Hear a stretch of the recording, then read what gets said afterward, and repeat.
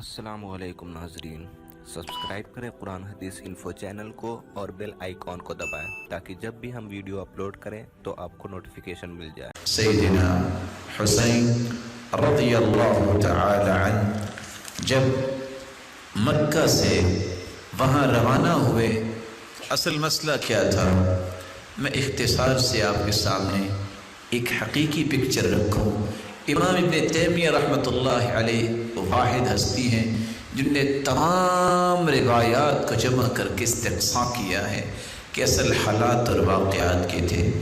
سب سے پہلا نقطہ، رسول اللہ صلی اللہ علیہ وآلہ وسلم کے اس پیارے پھول کو عراقیوں نے خط لکھے اور خط میں یہ کہا امیتت السنہ واحیت البدعہ، سنت ختم ہو گئی ہے، بدعات عام ہو گئی ہیں، اور جب تک آپ نہیں آتے یہ کام ٹھیک نہیں ہوگا، اور ایک صندوق بھر کے خطوں کا بھیجا۔ نتیجتاً سیدنا حسین رضی اللہ تعالیٰ عنہ وہاں مکہ سے ہی حج کے بعد کوفہ کی طرف روانہ ہوئے۔ عبداللہ ابن عمر رضی اللہ تعالیٰ عنہ کہنے لگے آپ نہ جائیے، یہ وہی ظالم ہے جنہوں نے آپ کے والد کو شہید کیا۔ عبداللہ بن عباس نے فرمایا آپ نہ جائیے۔ ابو بکر بن عبد الرحمن بن حارث بن ہشام نے فرمایا آپ نہ جائیے، یہ وہی ظالم ہے جنہوں نے آپ کے والد کو شہید کیا۔ اور حتیٰ کہ جب وہ جانے لگے تو یہ بھی کہا صحابہ نے استودعک اللہ من قتیل، ہم اس وقت بہت پریشان ہیں، ہم اللہ کی سپرد کرتے ہیں، اللہ کی امانت میں آپ کو بھیجتے ہیں۔ جب یہ جا رہے تھے فرزدق شاعر بھی ملا، اور فرزدق شاعر نے کہا کہ اگر مجھے یہ پتہ ہو کہ آپ رک جائیں گے تو میں آپ کی سواری کے سامنے لیٹ جاتا ہوں، آپ نہ جائیے، ان لوگوں پہ اعتماد نہ کیجیے۔ لیکن کچھ فیصلے اللہ کی طرف سے ہوتے ہیں۔ رسول اللہ صلی اللہ علیہ وآلہ وسلم کے پاس جبریل امین تشریف لائے، اور جبریل امین جب تشریف لائے تو ان کے ہاتھ میں خون آلود مٹی تھی۔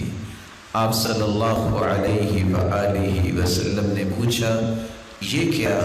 تو آپ صلی اللہ علیہ وآلہ وسلم کو بتایا گیا کہ یہ سیدنا حسین کی شہادت کی مٹی ہے۔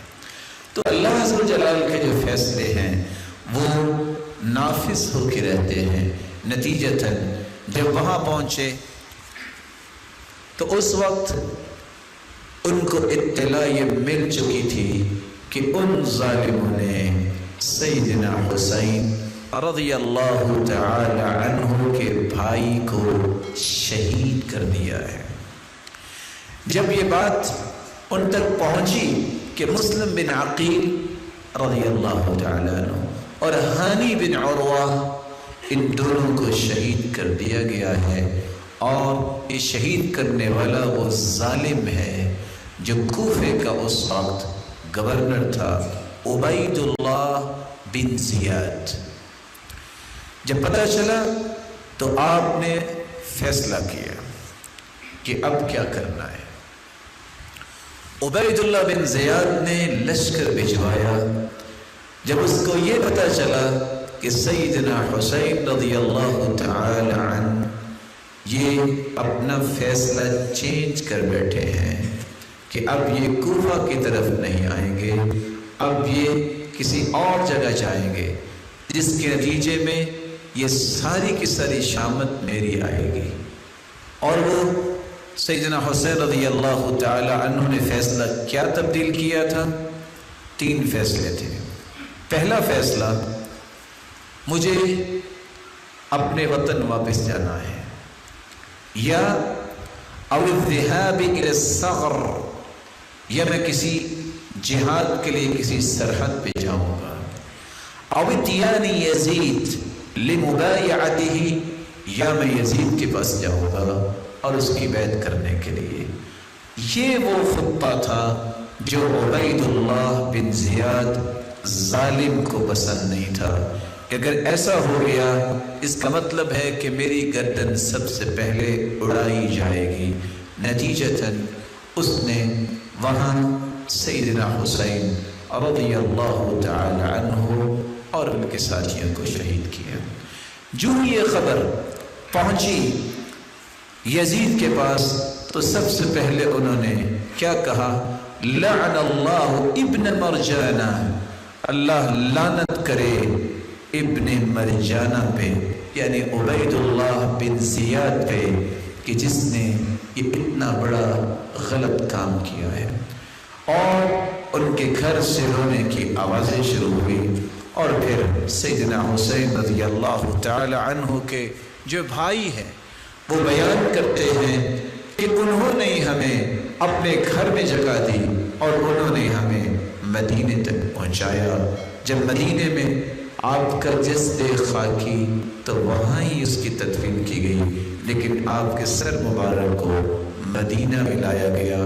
سب لوگ اس وقت عمر بن سعید کے پاس جمع تھے۔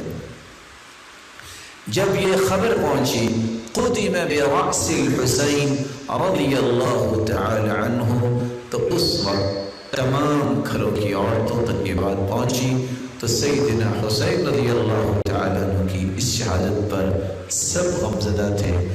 اور یہ ظالم شمر جو عبید اللہ بن زیاد کے اشارے پہ جس نے شہید کیا تھا، پھر اللہ جلال نے اس کو عبرت ناک سزا دی۔